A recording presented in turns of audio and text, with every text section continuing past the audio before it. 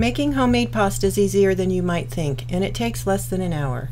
This is the pasta making machine I like to use. Cost about $100, and it's very simple. It clamps onto the edge of a countertop and uses no electricity. To make the pasta dough, pour 1 cup of regular flour into a bowl. Then take 1/3 cup flour and pour that into a 1 cup measure. Fill to the top with semolina flour. Next, add a little salt and stir it together. After that, you add 2 eggs. I like to use fresh eggs from my own pet chickens. Then 2½ tablespoons of water. Just 4 ingredients, that's it. Sometimes simple is better. Use a fork to mix, smashing the egg into the flour until gooey and begins to stick together and form a ball. At this point, it's time to use your hands to squish it all together so that it can be removed from the bowl. Pour anything remaining in the bowl onto the dough ball and continue kneading for a few minutes. Once a smooth ball begins to form, I like to continue kneading directly on a granite countertop, adding a little flour as needed. I work the dough for about 5 minutes before handing it over to my husband, who continues massaging the dough ball for another 5 minutes or so, while I start mixing a second batch of pasta dough. It's best not to double the recipe, but to make it in small batches like this. Once the ball is very smooth, not sticky, and the grainy feel is gone, form a disc. Place it in the plastic bag to prevent it from drying out and set aside to rest for a few minutes. Next, cut the disc into 4 equal pieces. Remove one and place the other 3 in the bag for now. Flatten the pieces slightly and sprinkle with a little flour. You can also sprinkle flour in the machine to prevent sticking. Make sure the machine dial is set to 1 to start with.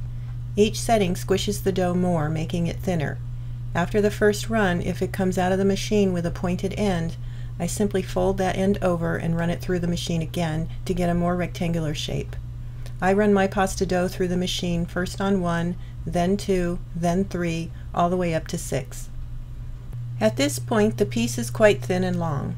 I cut it in half, then after moving the machine handle to the other side, run each half through the machine to cut it into the kind of pasta you wish to make.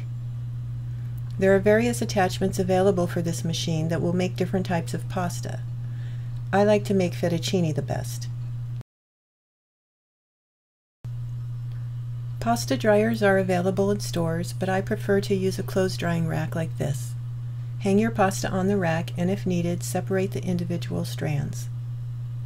Run the other half of your pasta through the machine.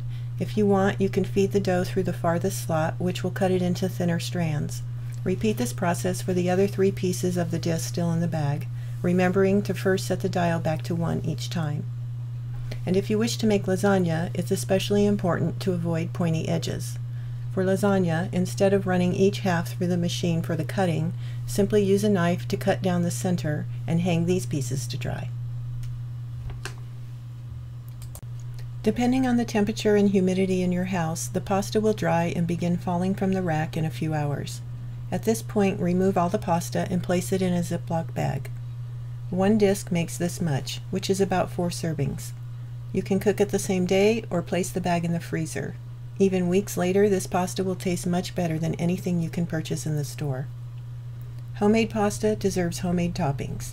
I like to use pesto or red sauce from basil and tomatoes grown and preserved from the garden. For special occasions, when I'm lucky enough to find fresh porcini mushrooms at the market, I make porcini mushroom pasta. These mushrooms are hard to find and expensive because they can't be cultivated. While the pasta is boiling for 10 minutes, I place a ½ pound sliced mushrooms in a hot, dry skillet for a few minutes. Once they begin to brown, I add 3 tablespoons butter and 2 cloves minced garlic.